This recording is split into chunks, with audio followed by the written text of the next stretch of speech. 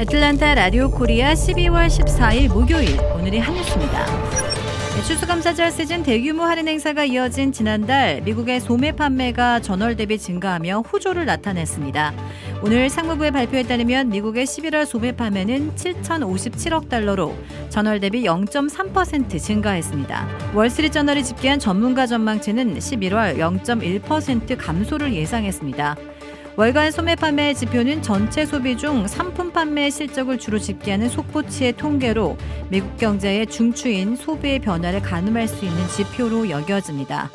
전문가들은 고금리, 장기화와 대출 연체율 증가, 가계저축 소진, 학자금 대출 상환 개시 등을 이유로 연말부터 미국 소비가 둔화할 것으로 전망해왔습니다. 이에 따라 대형 할인 행사 기간이 포함된 11월 들어서도 10월에 이어 소매 판매가 둔화할 것으로 전문가들은 내다봤습니다. 그러나 11월의 지표가 예상을 뒤엎고 반등함에 따라 연말 크리스마스 연휴 대목을 앞두고 미국의 소비가 호조를 이어갈 가능성이 커졌습니다. 제롬 파월 연방준비제도 의장이 인플레이션과의 싸움에서 성과를 언급하자 미 월가는 투자자들에게 청신호라며 환호했습니다. 어제 CNBC 방송에 따르면 파월 의장은 어제 연방공개시장위원회가 끝난 뒤 열린 기자회견에서 이번 인플레이션은 우리가 생각하는 수요가 끌어넘치는 고전적 수요 과부하 때문이 아니었다고 말했습니다. 과거와 달리 상품과 노동시장에서의 모두 매우 강력한 수요와 이례적인 공급 제한이 결합해 인플레이션이 발생했다는 것입니다. 이에 따라 연준의 인플레이션과 싸움은 공급 곡선이 정상화하는 동안 수요를 억누르는 양면전 방식으로 진행돼 왔습니다. 연준이 어제 공개한 점도표는 내년 3차례 금리 인하를 예고했지만 파월 의장이 추가 금리 인상 가능성도 있다며 여지를 남겨둔 이유입니다. 어쨌든 연준이 비둘기파적으로 기조를 바꾸자 월가는 환호했습니다. 이렇게 미 연방준비제도가 내년 기준금리 3차례 인하를 예고하면서 한국 증시와 원화가 강세를 보였습니다. 한국의 삼성전자와 SK하이닉스가 신고가를 새로 썼고 원달러 환율은 1295.4원에 마감했습니다. 전기차 업체 테슬라의 차종 모델 3 기본형이 내년부터 미 정부의 세금 공제 혜택을 받지 못하게 된 것으로 확인되었습니다. 테슬라의 성장을 이끈 보급형 모델에 보조금 혜택이 사라지면서 테슬라의 향후 실적에도 빨간불이 켜졌습니다. 테슬라는 자사 북미 웹사이트 새로운 인플레이션 감축법 지침에 대한 현재의 관점을 토대로 하면 모델 3 후륜 구동과 모델 3 롱레인지 세금 공제가 올해 12월 31일에 종료된다고 밝혔습니다. 미국은 지난해 북미에서 최종 조립된 전기차에 최대 7,500달러의 세액공제 혜택을 제공하는 인플레이션 감축법을 발효하고 배터리 부품은 2024년, 핵심 광물은 2025년부터 외국 우려 기업에서 조달을 제한해왔습니다. 모델 3 외에 다른 모델들의 세금 공제 혜택 축소 여부는 아직 알려지지 않고 있습니다. 테슬라는 내년부터 모델 3의 세금 공제 혜택이 사라지는 이유에 대해서는 밝히지 않았으나 미 언론들은 중국산 배터리 사용과 관련이 있을 것으로 추정했습니다. 미 정부가 최근 인플레이션 감축법의 전기차 세액 공제 혜택을 받을 수 없는 외국 우려 기업 세부 규정안을 발표한 것과 관련이 있다는 것입니다. 테슬라는 현재 미국에서 생산하는 모델 3와 모델 Y 일부 차종에 중국 최대 배터리 업체인 CATL 배터리를 공급받아 쓰는 것으로 알려졌습니다. 공화당의 다수인 미 하원이 조 바이든 대통령에 대한 탄핵 조사 결의안을 통과시켰습니다. 하원은 어제 본회의에 바이든 대통령 탄핵 조사 결의안을 상정해 찬성 221표 대 반대 212표로 가결했습니다.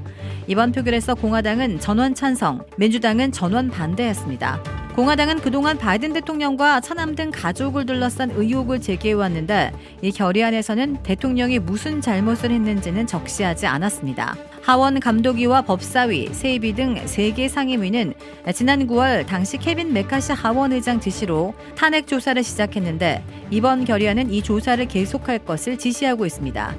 특히 상임위의 조사에 필요한 증인 출석과 자료 제출을 요구하고 청문회를 개최할 권한 등을 부여했습니다. 공화당은 그동안 바이든이 부통령일 때 차남 헌터가 우크라이나 에너지 기업 임원으로 일을 하면서 아버지의 영향력을 활용해 외국 기업과 거래해서 부당한 이득을 얻었고 바이든도 이에 가담했다고 주장해왔습니다. 또 바이든 행정부가 헌터의 탈세 문제 관련 기소를 막았다는 의혹도 제기하고 있습니다. 미국의 2024 백여연도 국방 관련 예산 내역을 담은 국방수권 법안이 어제 상원에서 가결돼 하원 본회의 통과만을 남겨두게 되었습니다. 통과된 법안에는 국방 예산 규모를 2023년 회계연도에 8,580억 달러 대비 약 3% 늘린 8,860억 달러로 책정했습니다. 한국과 관련해서는 행정부의 주한미군을 현재 28,500명의 규모로 유지하고 한미 정상이 지난 4월에 채택한 워싱턴 선언 등 미국의 확장 억제 공약을 강조하는 내용이 포함되었습니다. 또 미국이 한국의 전시작전 통제권을 이용하는 문제와 관련해 의회의 진행 상황을 보고하고 주한미군과 주일미군을 포함한 인도태평양 관할 지역의 미군의 전력태세와 조직 구조를 평가하라는 내용도 담겼습니다. 최근 체중 감량에 성공한 유명 방송인 오프라 윈프리가 체중 유지의 수단으로 비만 치료제를 복용 중이라고 밝혔습니다. 어제 미 잡지 피플과 인터뷰에서 체중을 관리하기에 의학적으로 승인된 처방이 있다는 사실은 비만이 숨기거나 놀림을 받아야 할 것이 아니라는 안도감을 준다고 말했습니다. 그동안 여러 차례 공개적으로 다이어트를 시도한 윈프리는 최근 몇 년 사이 체중 감량에 성공한 모습으로 주목을 받아왔습니다. 이 방송에서는 비만 치료제 복용을 하지 않았다고 부인했던 윈프리는 이날 피플 인터뷰에서 해당 방송 이후 생각이 바뀌었다고 털어놨습니다. 윈프리는 프로그램 녹화 당시 관객의 대화를 통해 깨달음을 얻었다며 그동안 내가 화제가 된 것에 스스로를 탓해왔으며 나에게 의지력만으로는 조절할 수 없는 기질이 있다는 것을 깨달았다고 말했습니다. 이후 그는 의사를 찾아 비만 치료제를 처방받았고 이제는 요요 현상을 관리하기 위해 필요한 만큼 약을 먹는다고 덧붙였습니다. 윈프리는 복용 중인 비만 치료제의 종류를 밝히지 않으면서도 비만은 질병이지 의지의 문제가 아니다라며 이것은 뇌에 관한 것이라고 강조했습니다. 가수 박유천 씨와 배우 박준규 씨가 한국에서 양도소득세와 종합소득세 등 수억 원의 세금을 내지 않은 것으로 드러났습니다. 또 10억 원이 넘는 소득을 몰래 빼돌렸다가 유죄 판결을 받은 TV드라마 아이리스와 옥중화 작가 최원규 씨는 조세 포탈범으로 명당 공개 대상에 올랐습니다. 한국의 국세청은 고액 상습 체납자 7,966명과 불성실 기부금 수령단체 41개, 조세 포탈범 31명의 인적 사항을 국세청 홈페이지 등에 공개했습니다. 이 고액 상습 체납자는 체납 발생일로부터 1년이 지날 때까지 2억 원 이상의 국세를 내지 않은 사람들입니다. 가수 겸 배우 박유천 씨는 2016년 양도소득세 등 총 5건의 세금을 내지 않았는데 총 체납액은 4억 900만 원입니다. 이 쌍칼이라는 별명으로 익숙한 배우 박준규 씨는 2015년 종합소득세 등 총 6건의 세금 3억 3,400만 원을 내지 않았습니다.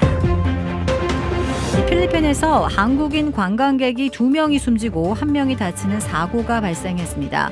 현지 시각 14일 주 필리핀 대한민국 대사관에 따르면 지난 7일 오전 3시께 필리핀 북부 바탕가스주 마비니시 소재한 리조트에서 사우나를 이용하던 60대 관광객 2명이 사망하는 사건이 발생했습니다.